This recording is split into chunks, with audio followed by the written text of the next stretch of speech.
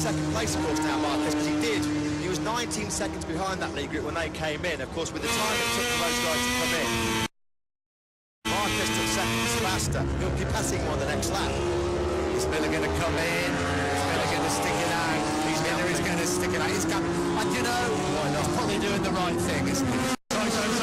So with Dobby, actually, apparently they changed to a rear slick, so he's intermediate front tyre. Rossi, as we said, is on the full intermediate. Cal Crosser haven't made it down to the box yet, but from what I've heard in pit lane, it appears to be he's on full slicks. Here's Marquez. He's closing for the kill. He's closing for the kill. Last time around, 8.2 seconds quicker than Jack Miller. You know what? Honda called it absolutely bang on in that flag-to-flag race in Misano. There was frustration from Rossi's. They would have seen the lap times of Marquez. They would have been able to calculate what lap Rossi needed to come in to get back out on track in front of Marquez. Marquez leads the German Grand Prix for the first time. Brilliant strategy by Honda and by Marc Marquez. He obviously has to make the ultimate decision. But Marquez changed to slicks, not to intermediates, to slick tyres when everybody else was not coming in or coming in to change to intermediate. It was a risk, but just looking at Marquez's times on the slicks compared to Andrea Iannone, who we know is out on that full intermediate combination. Andrea Iannone last time around was a 1:29.101, so about 3 seconds off the pace of Marquez. There's a big gap as well between the slicks and the intermediates. What about the battle for the podium? Scott Redding, who also came in very early on, he's now in third place. He's 2.6 seconds clear of Andrea Dovizioso. Slow in fifth, and Barbara Rossi Pedrosa. Jack Miller just got to grit his teeth now, hasn't he, and just hang in there, because it's going to be very, very tough indeed. Well, Rossi's out on the full intermediate combination. Marc Marquez perhaps Slick hold off an absolute genius decision here. Slicks is the way to go. Yeah, Miller's just thinking that he's now out on slicks.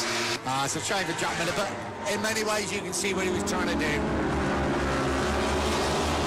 Up over the line, they come 5 laps to go. Marquez leading by a country mile. Barbara trying to get up the inside. Here comes Andrea Iannone up the inside of Hector Barbara. Danny Pedrosa in there as well. So yeah, it's Marquez from Redding and Dovizioso at the moment. Crutchlow's fourth.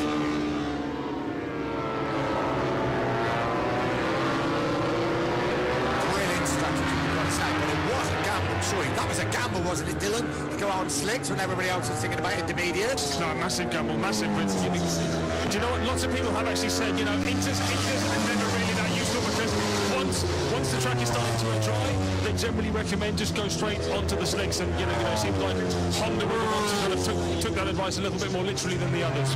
Great ride again by Scott Redding. Not quite the same as Assen. It started off in the wet, and now it's drying out. Came in at exactly the right time.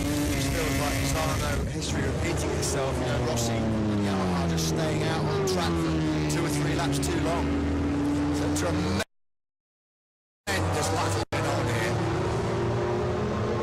Iannone on the intermediates is absolutely flying since that 10:50 above the top lane car.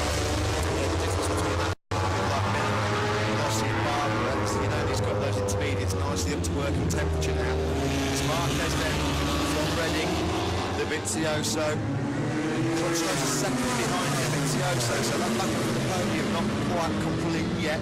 Iannone here, this is the battle, well, this is Iannone 5th, dropped to 6th, it's Miller 7th, where he was 7th, it's Rossi who's moved back into 7th place, but Iannone and Pedrosa are breaking away from Valentino Rossi. This is really damaging the Rossi's championship aspirations, with Marc Marquez disappearing off into the distance on those slick tyres. 48 points, the gap between Marquez and Lorenzo, and Rossi losing another 16 points. Doubling his lead in the championship over Jorge Lorenzo, and he will thank his team and the thought that went into taking those tyres, and the brave decision by him to go out on those slick tyres.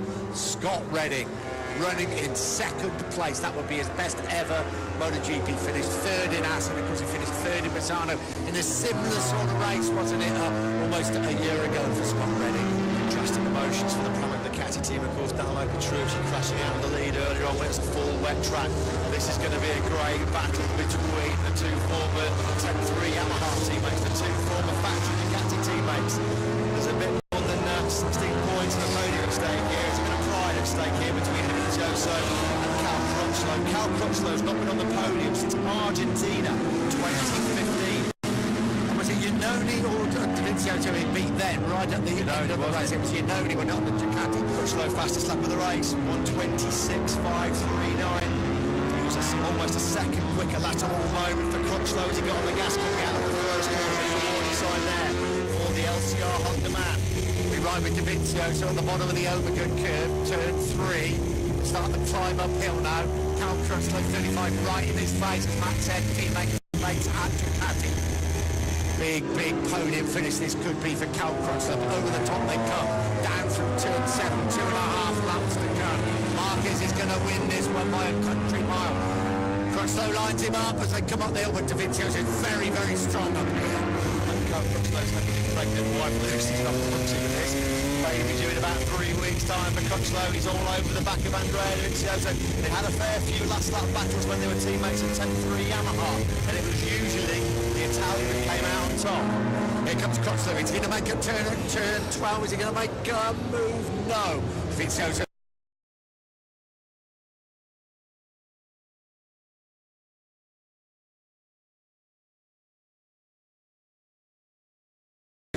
very strong on the brake. It's switched back to Dovizioso.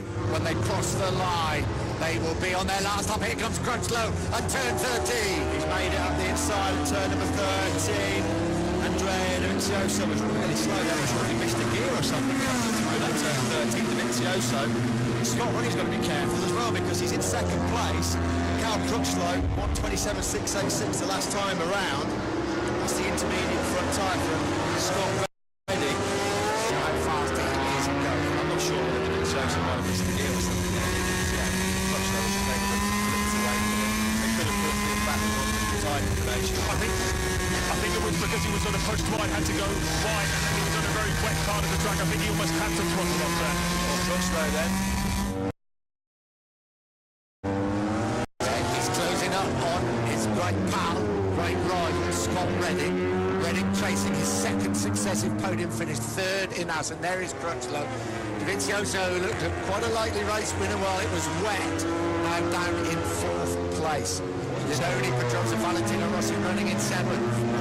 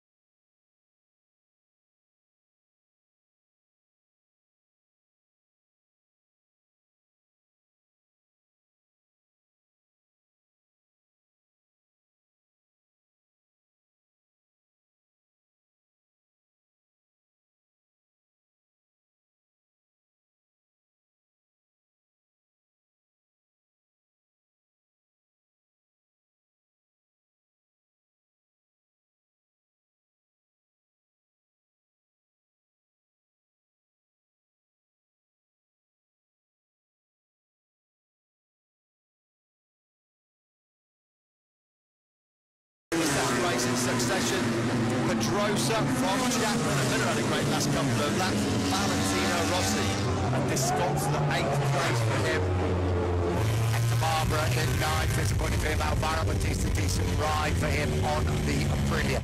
Top 10, they're the only ones to finish the race and stand at the moment. And we have, they took the gamble after that big crash also in the morning warm-up, and it worked. What about poor old Jorge Lorenzo? Almost silent.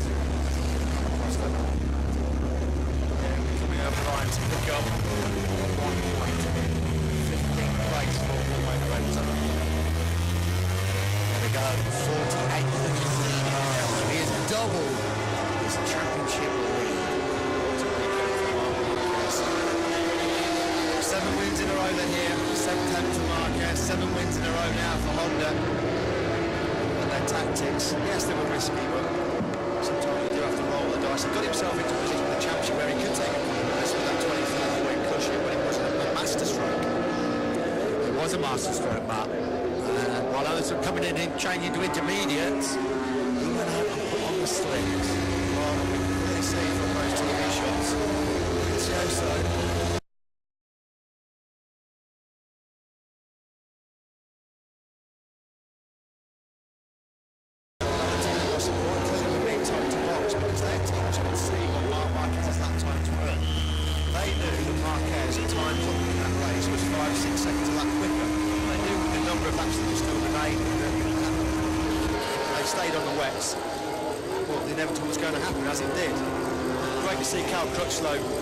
Back on the podium, the first time since the Termas Torino Honda race in Argentina. What a couple of weeks it's going to be for Crutchlow. He's going home to experience one of the greatest moments of his life in about 3 or 4 weeks' time, the birth of his first child.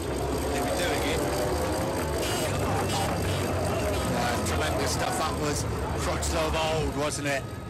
Fast, determined. Poor old Scott Redding had a great performance in the 4th place. Picked on that last lap by Andrea Dovizioso. Scott Redding just off the podium. Cal Crutchlow 2nd. Dovizioso pitching that 3rd place right at the finish. But really, this race obviously runs to Marc Marquez and his team and his strategy and his bravery. Tough to take for Scott Redding as well. It looked like it was well set for that 2nd place until the final couple of laps, mug late on by Crutchlow and Dovizioso. For a long time when he was in the full wet conditions, but the track just dried up far too quickly for the full wet. There's going to be a bit of head scratching in that factory Yamaha garage because Rossi, well, pretty simple, he stayed out too long.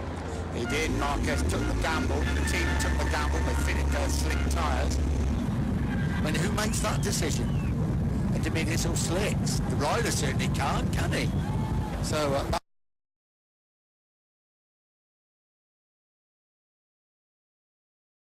must have been a team this consecutive World Championships. And that's why he's leading this World Championship by 48 points at the halfway stage. Oh, what